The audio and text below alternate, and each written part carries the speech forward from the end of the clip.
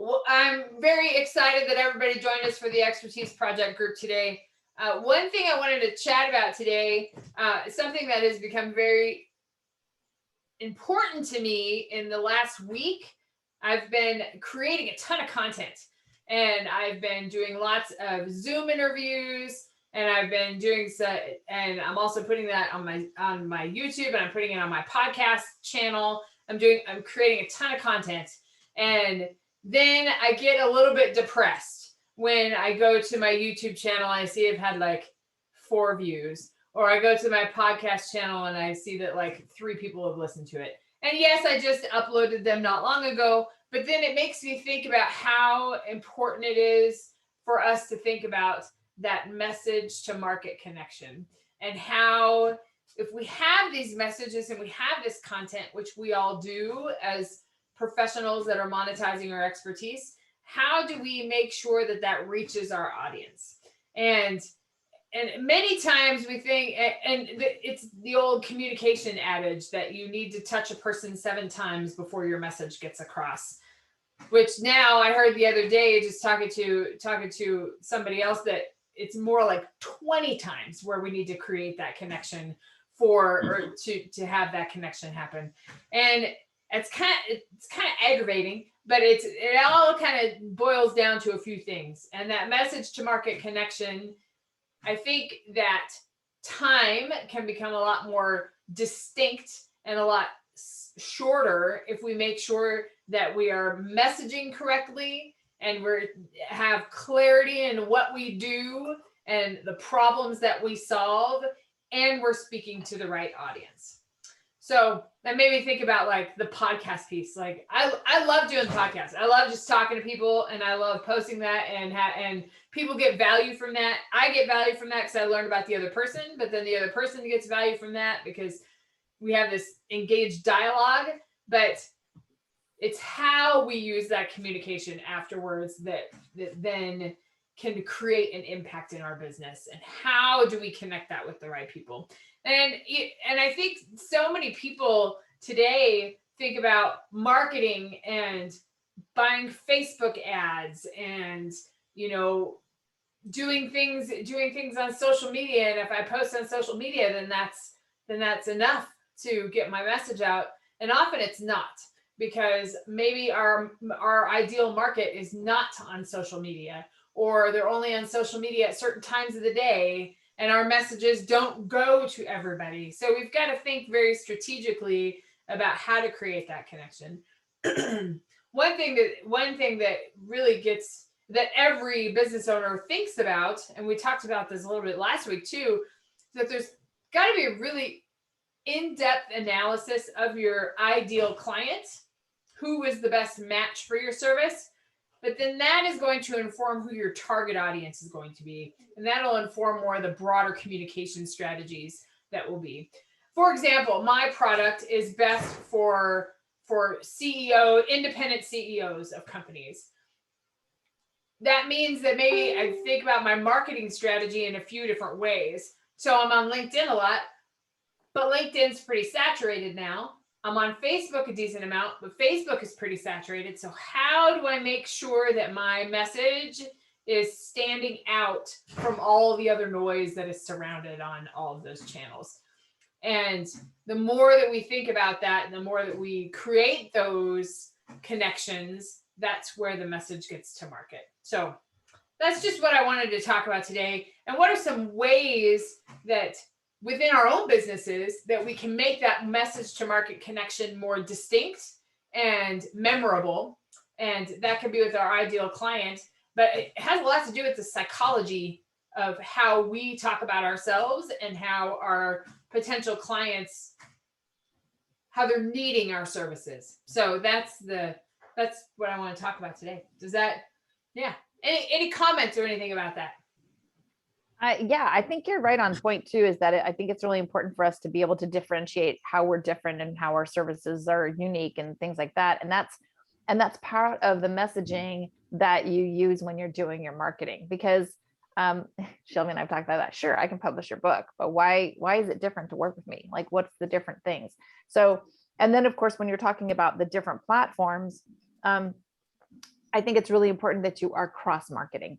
Like, for example, you're posting on LinkedIn and Facebook about your YouTube channel, that you're using Instagram to drive people to YouTube, things like that. So for using all those different platforms that way, because, we're seeing a lot of changes with the social media platforms, and it's possible, they could just up and disappear. Who knows, I've spent some time actually going through and culling out friends that never connect with me, that don't ever have a conversation, that are strangers on my page, and getting rid of a lot of that stuff, because I'm like, it's time to clean things up and really focus. So I think all that's really, really important. Yeah, it's interesting because I don't know, I'm just so, and maybe I'm newer to the podcast space and I'm newer to the YouTube space. So I haven't been as consistent with those, but now I just have I'm going to have 10 interviews this week that are going to be on there. And then I don't want like the individual interview to get lost. But I think there was a lot of, thinking about the cross promotion, or like Susie, I had that interview with you, and Greg, I have an interview with you too, that I use in my marketing. And I have I use that with testimonials, but then I also use that to highlight the expert, and you can use that in your own marketing. So I think that cross marketing is really key too. And then that gets your content in front of more eyes. So, well, and one of the things you can do with when you're talking about YouTube is, instead of, yes, definitely promote the individual interviews, but also create content around your channel as a whole. What does your channel as a whole do? And be attaching the link to the channel versus the individual interview, so people can go on there and browse around, and then, make sure people are liking and subscribing, because that's how you're going to get more views. The more likes you have, the more, so when you're posting on there, make sure that in your description that you have links to those businesses, that you do a reminder to please like, share, and subscribe, because that's how you get that forward movement. Yeah, I think I've thought of, the podcast piece and the YouTube piece. I almost think of it as like a passive place to store information, and like I can always go back to it, right? But I've got to be much more active about it. And I don't have that. Like on my YouTube, I don't have many videos. My social media marketing person the other day, he said you'd need like 3 to 4 minute videos, a lot of them, to be able to talk about different things that you do in your business. And yes, talk about your business, but give your business tips, and whatever that is, make sure that it's focused and it's relevant and it's something you can put out consistently, and it will grow your audience from there. And I think the same is true for like Facebook. Mm-hmm. So Facebook and LinkedIn. So it's just like, it doesn't need to be constantly promoting your business, but it should be connected to the business. So, and your short snippets can be things like how to solve a problem that you're having. Like, for example, even like this particular conversation is helpful to people who are trying to solve that problem, about making sure that their messaging and their marketing are actually merged, and that they're doing it so that they can get more likes, followers, more engagement with people, simply because you're cross marketing that. Right. That's I posted I'm gonna get this in the full screen. I don't know if this will make a difference for what it said, but I posted the session we had last week. So it was so great. We had such a great conversation. It was so valuable across the board for me. But then to just, this is what I want to use this group for, is to have conversations like that, and to search for those solutions, and then to have that advice, because that's what's really key. So David, I'm going to pick on you because you're newer to you're putting your program together, still in the conceptual phase of it. And are you doing one thing that's kind of scared me in the past, when I crossed paths with somebody that was doing course creation? They're like, you should just start promoting it now. If you're launching it in October, you should be promoting it now. And understanding your background, like your scientific background, you're like, I don't want to do it because I don't have it have it set out yet, but that's Yep. but I Yeah, think it's something you should talk about. But anyway, what do you think about that? I've listened to different podcasts and too about promoting a new program or something, and sometimes they just put it out there and say, I think I'm going to do this. Would you buy it, or would you be interested? And then if they get enough yeses, then they build it. They don't do it. But yeah, like you said, with my background, that doesn't fit my brain. Right. So that would totally freak me out. In a sense, granted, it would be nice to know that people would be interested, because doing it the other way, you're building it and then you have no really clue if it's going to go anywhere too. So yeah, I that's all looming in my brain, because I've heard both sides of that story, or at least it's in my head anyway. Well, I think about it this way. Like you have this idea, for this program, and it exists up here right now. And you've started to articulate some of it. You have kind of an outline of it. And I think you could like launch it next month. I think you could, because you know all the information. It's just a matter of organizing it. But even if you had that, the thing about I feel like a lot of people do this with social media and advertising and marketing, is that they like promote it when they have it. And then it seems like it's like, I have this great program, you should talk to me about it. But there's some massaging of your audience and some value build that you can do with your audience even before then. So it's not like, and you could start to build that community before you get into the promotion of your product. Because when that community knows that you want to give them value, and they understand that what you do, you want to help people live a more comfortable, quality life. I mean, that's some pretty big stuff. And that's a great, people want to be a part of that community and want to be a part of that. So it's people would follow that. And then when you say, I'm launching this really cool program in October, then it's like, oh yeah, this all kind of connects. So there's a lot of community building and value transfer that happens in that community piece that you can start doing, even though you don't have it together. So I totally agree with that. We do the same thing in book launches about coming soon. The book is coming soon. We don't set a date to it because things happen. exactly. You see the same thing in the movie industry, that you get to see the trailer, you get to know that this movie is coming out, August 31st or whatever it might be. So it is about doing your pre-launch marketing and getting that information out there. And so that's those kinds of things that, we sometimes they're in our everyday lives, and yet we fail to use those techniques that are very, very successful in our own businesses, because sometimes we can't see what's going on right in front of us, right? And I really like that idea. In fact, I'm actually going to do a post today about my program that's coming soon. And I'm actually going to do a poll, because I can do a poll on my business page, and I'm going to ask people what they think the value of that is, so I can make sure that I'm pricing my program correctly. So I'm going to put that out today and just see what kind of responses I get, and then start doing some marketing around that. And I probably will even go back and ask for a static graphic that I can use, so that people will start to see the branding of that program. So these are all really good, helpful things, because now once I have that, then I can start cross-marketing that all over the different, social media platforms. It just kind of that's kind of why I wanted to have the discussion, or it just reminds us that there's a lot more to, you think about this message to market connection. It's not just to sell your product, it's to create a community around your product. So when you launch your product, you have a community that'll be like, oh, of course I want to do that.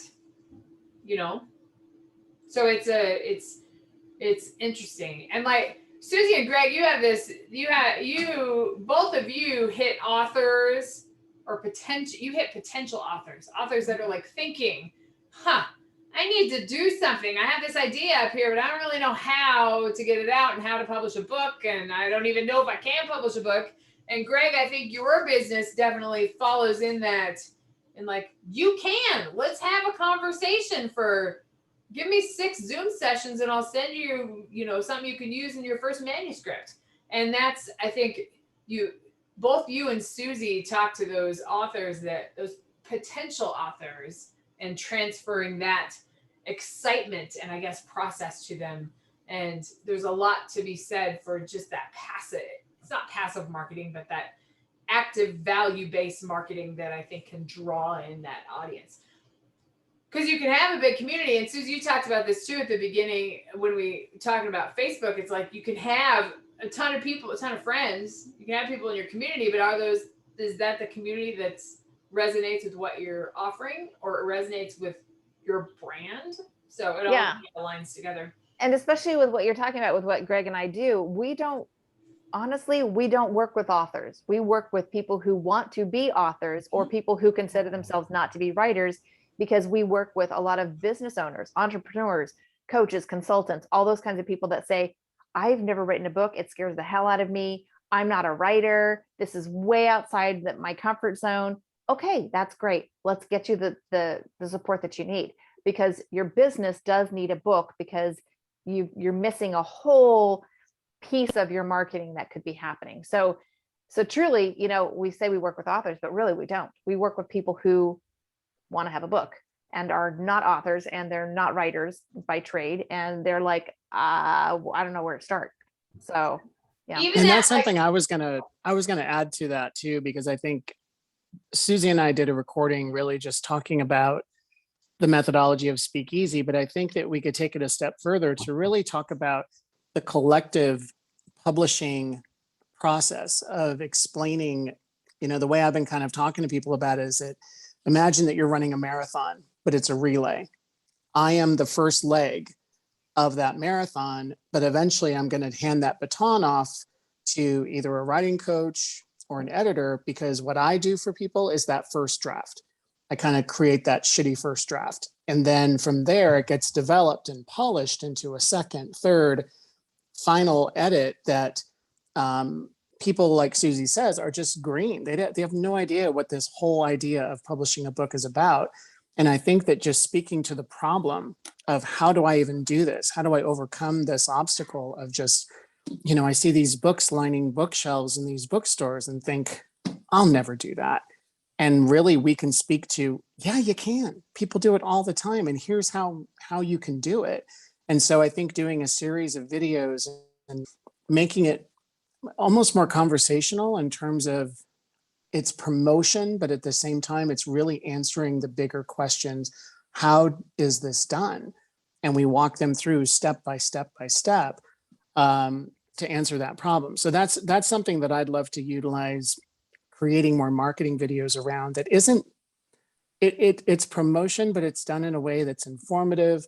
It's conversational. They feel like, oh, I like the way that they banter back and forth, and they kind of, laugh at themselves, and they kind of make jokes. But these are people that I could see myself working with. And I think that that's the energy of when I see someone promoting themselves, whether it's through YouTube or on a LinkedIn video, show me yourself truly, but also what problem are you solving for me that no one else is really speaking to? And I think that that's something that I know for me, I'd love to utilize more, and really just explaining to them, my piece is step 1, steps 2, 3, 4, 5, 6. I've got people who can answer those for you. I love that analogy, Greg. I love that analogy.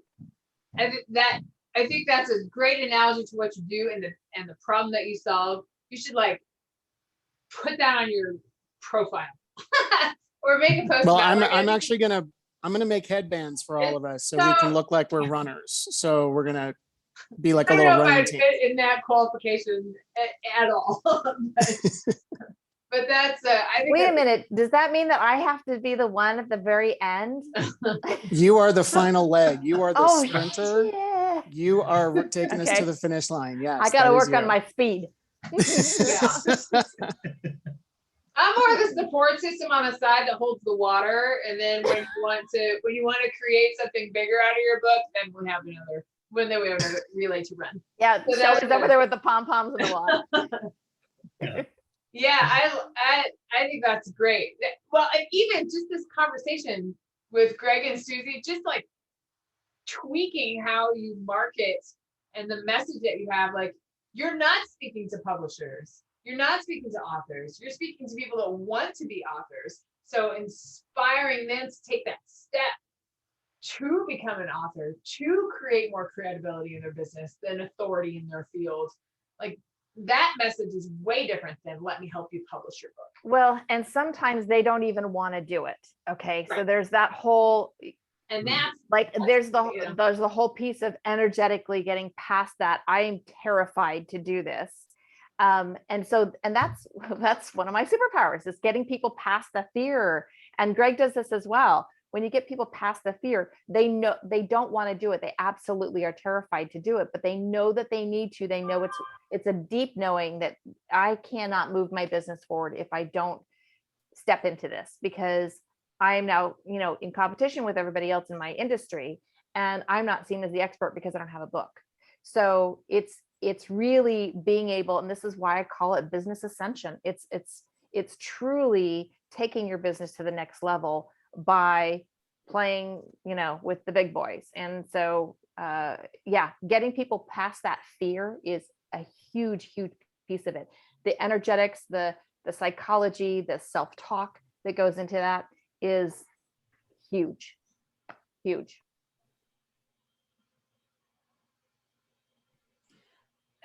And to draw a connection to you and what you do, David, like you want to inspire this like preventative medicine approach, this functional medicine approach, where you're preventing, where you take steps in your own life to prevent future injury. Like you're not like solving a problem right now, which you might, that might be a natural consequence of like changing your lifestyle, is that you solve a problem, but it takes a little bit longer. It's not like you take like you're the not the anti-pharmacy, but you're not the person that gives a pill to solve a problem. You are encouraging a lifestyle change, and which that messaging is challenging too, because big pharma, and we're in like the take a pill to solve a problem kind of world, and that's a challenging message to get. But I think that because you don't solve one problem, you solve multiple. And to how you can inspire people to, I mean, as a coach, because that's essentially what you do, is coach people through these different actions to make their lives better and better quality and better movement, whatever. Then I think there's a challenge to that, but that's all part of your messaging strategy, is like, let's do this together. There's many steps, but it'll all make things better in the long run. So, Right. Hey, David, what are like the top 3 results that people get by working with you?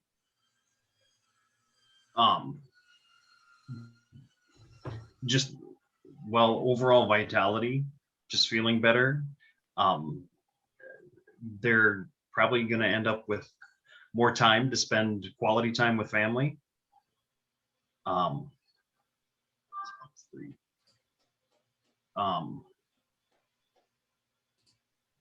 know in my notes I've got stuff written down when I was going through the program. What I would recommend is that you pick those top 3 things, and you can create all of your marketing around those 3 messages. Okay. So vitality, spending more time with loved ones, and I think the third one could very possibly be like pain reduction, longevity, longevity, and saving money in the long run. Like, so the longevity of your life, but also longevity of savings of money. So if you were, because those focus on the 3 things that really strike at our core, right? So if you took all of your marketing messages and focused on, like, you have a section that you're going to focus on, the vitality piece, feeling better. Okay. Then you have all of your marketing messages that focus on spending more time with loved ones. And doing the whole life is short, as we've seen in this last year, and then you have the third piece that talks about longevity of life and saving money over the long term, and what you offer versus big pharma, those kinds of things. So I think if you focus all of your marketing messages in one of those 3 areas, you would have a ton of business coming your way, because those are those are the things that people want to learn about. That's where people get stuck, and especially right now when people are dealing with side effects, disease, other things, that family members that are passing on, all Mhm. these kinds of things. And then looking down the road and saying, I'm tired of spending $500 a month on medications. How can I change this? Right. So there's all these different messages. And if you just focus everything on one of those three topics and then have a series of different messages under each one of those, I think that you would find it so easy to market your business. Okay. That's helpful. Yeah, I think those are great pieces of advice, because marketing's solving problems, right? And solving problems and creating an impact. And that's the, they don't have to be complicated messages, right? It's you want to feel better tomorrow, you want to be able to get out of bed in the morning, you want to play with your grandchildren, whatever that is, then those messages they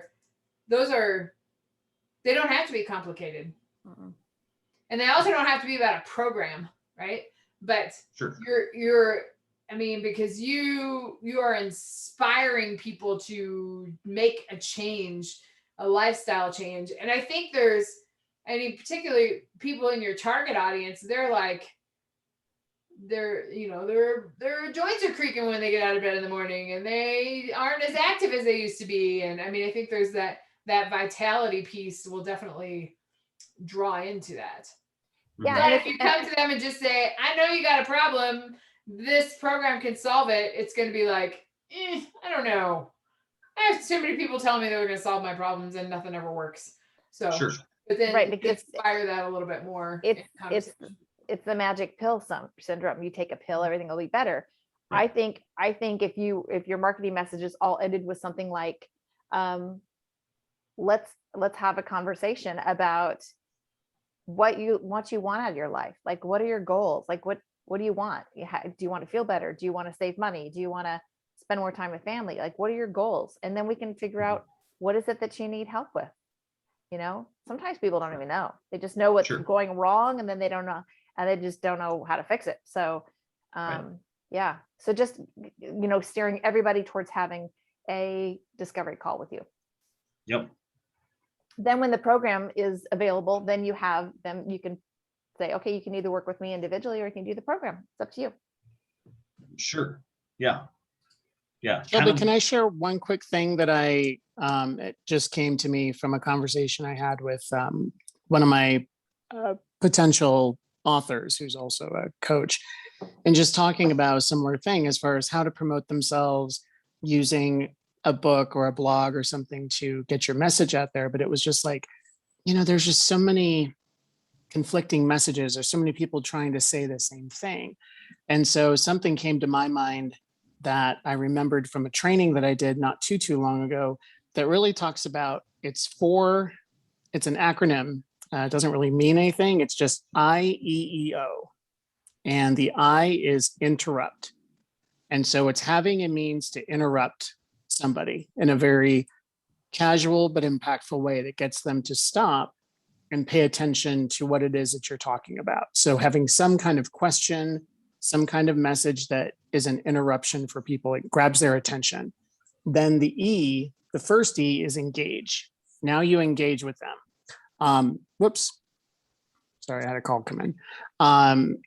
Now that you've interrupted them and you've gotten their attention, now you can engage wholeheartedly in what it is that you're speaking about, maybe getting to the root of what their problem might be. Then it gets into educate. That's the second E. Educate them on how I can help you, how I can help you solve that problem. Then the O is your offer. Now that you've gotten them interrupted, you've engaged with them, educated them, make the offer. And so that's just been something that even for myself, of just being absolutely clear about what I'm delivering, but asking that question. Have you ever wanted to write a book? Have you ever been afraid to start? And just sometimes just asking that question gets them to stop and say, well, yeah. And so now I can engage with them. Well, what's holding you back?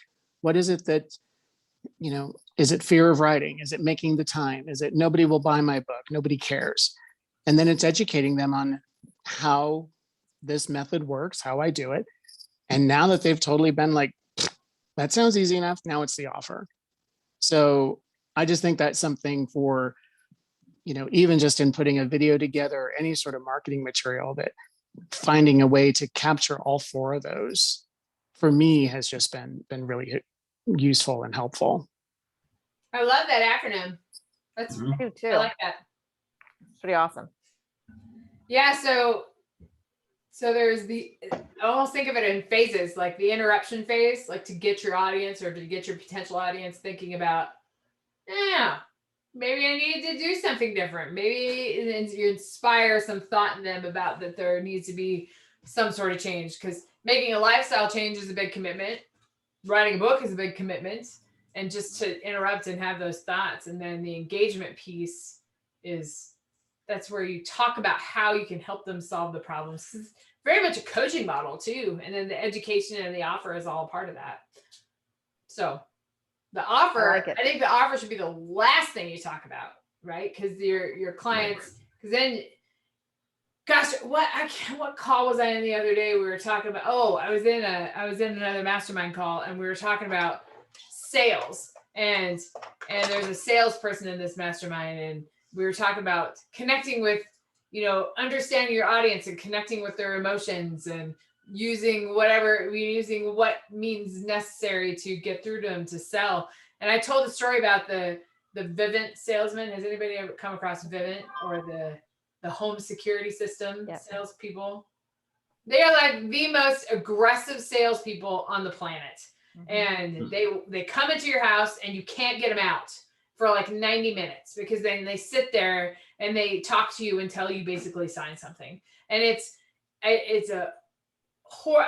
I hate it, because it just makes me feel icky and dirty that they're instilling all this fear in me, and like, you don't want to protect your family, and this is the most obvious choice in all this. And I talked about that, and how that's like the icky part of the sales process, is when we have to pull on those emotions. But if you do that emotional engagement from the beginning, then you don't have to sit on a call with a person for 90 minutes and like walk them through the objection process, because then they're not going to object, or they'll object a lot less, because they're already engaged and they're already into the value that you're providing. So then you're not the Vivint salesman. Yeah, you never want to hold somebody hostage in a consultation or a sales call or anything like that.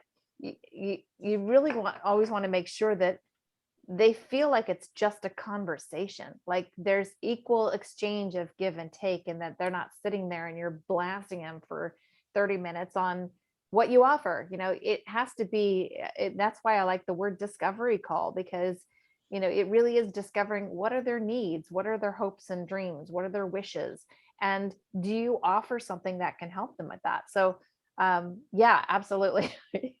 Seriously, there's no way I would even answer the door for Vivint. Don't. Yeah. 90 minutes is horrible. Yeah. But they're probably very good at what they do. They're very persistent. So, but that, there's a lot of that emotions attached to that too. So it's just interesting. Yeah. It's hijacking your emotions. Sabotage. It's total sabotage. Yeah.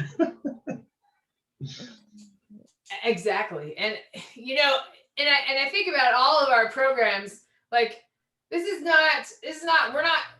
all higher ticket programs. Like we work in a demographic, and like a lifestyle program is not cheap, nor should it be cheap, right? Because it's a very intense thing, and publishing a book and going through Greg's process, none of that is like $50, right? We all are in the higher ticket program area.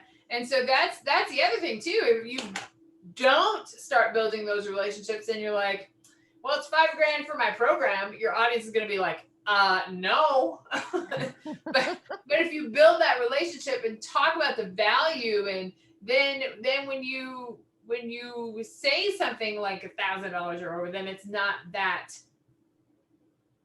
big of a surprise, if you will. Mhm. Like, it's an investment. You're investing in your future. You're investing in yourself and your authority and building your book and getting your word out more and all that. It's all an investment piece.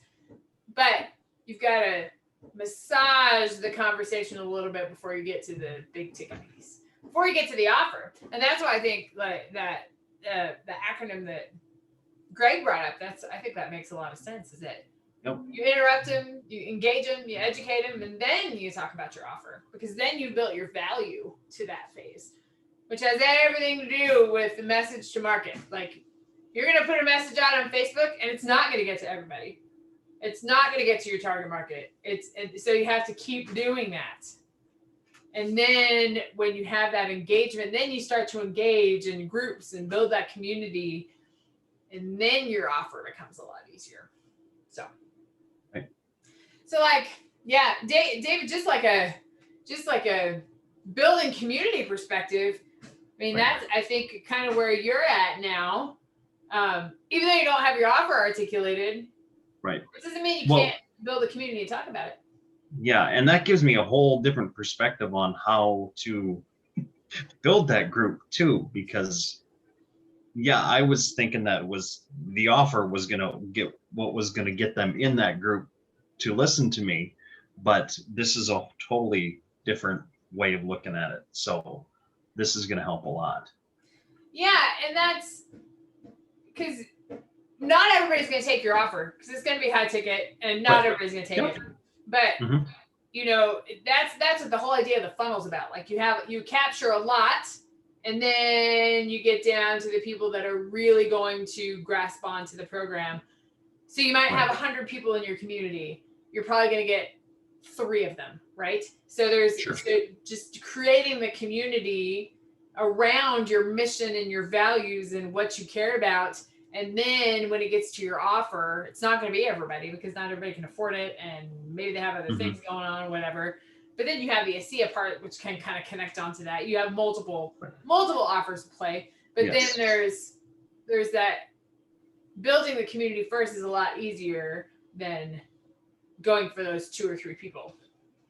It's a lot less discovery calls, right? Which is okay.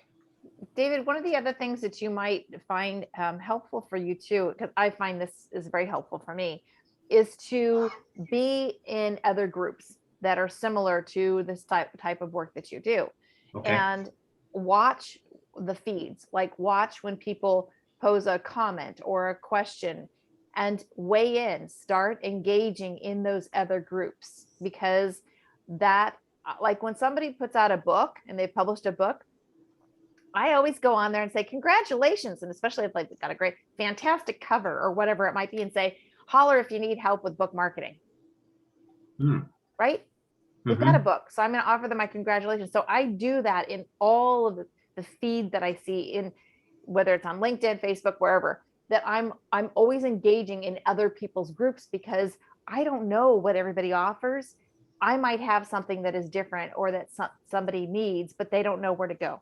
So, you know, you have a different perspective than the big pharma narrative that's been going on for eons.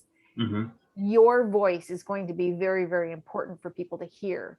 So I would say, get in some of these other groups and start engaging, start answering questions. When people pose a question to the person who posted, you need to be weighing in. Okay. It's gonna really help you build that group, and people will start following you. They'll start, you know, friending you and stuff like that. So yeah. Okay.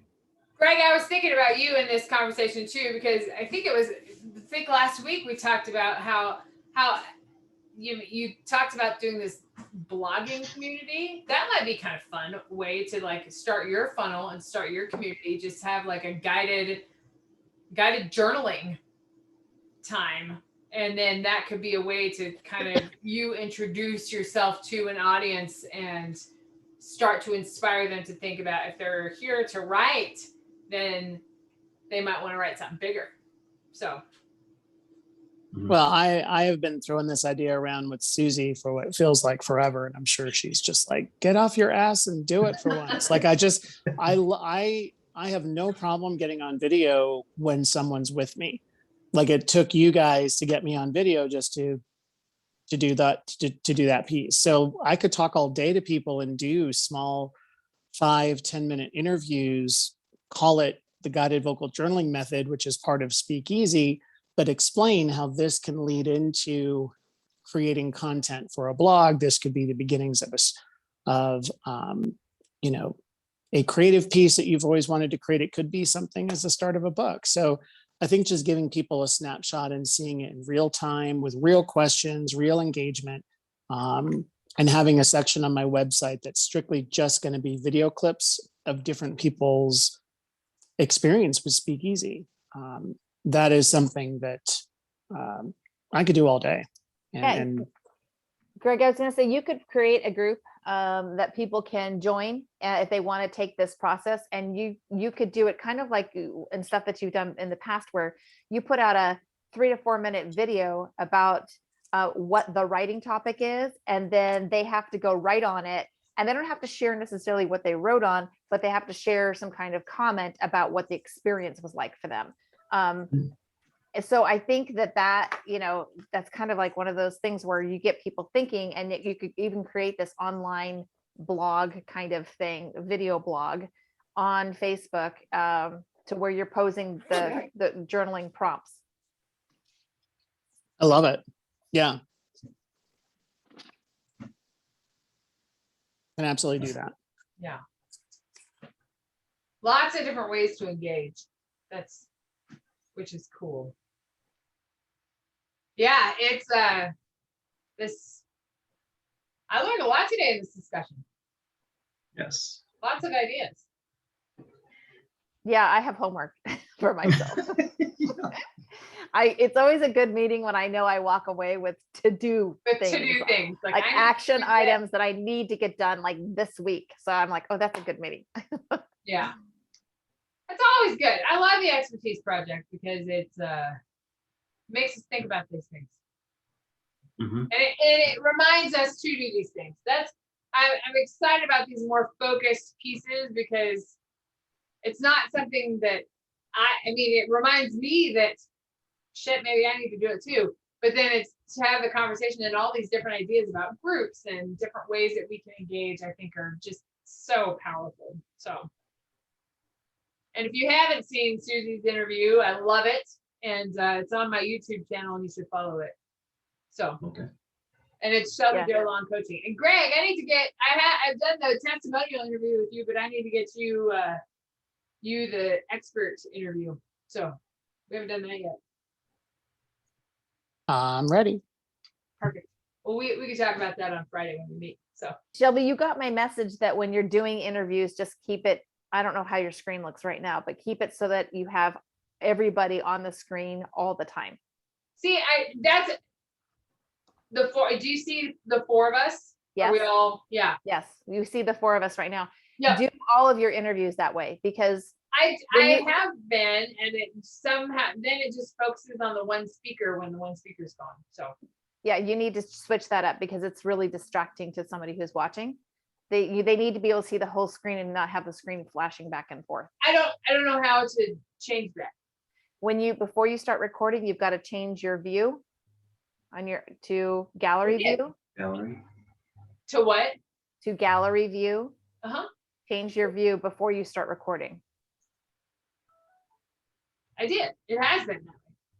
Oh, because on our interview, it wasn't that way.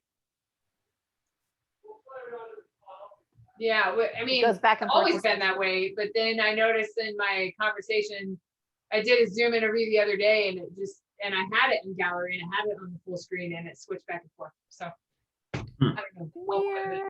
Okay, so and we know that Zoom just did another upgrade. So I'm like, I don't know. Yeah, that's weird. Well, cool guys. I gotta wrap this up. I have another meeting at 1:00. Yeah. We all have homework. Yes. Awesome. Thank you, Shelby. Guys. Have a great week. Thank you, Greg. Yes. Bye, everybody. And David. Thanks, everybody. Bye, Susie. Bye. Bye-bye.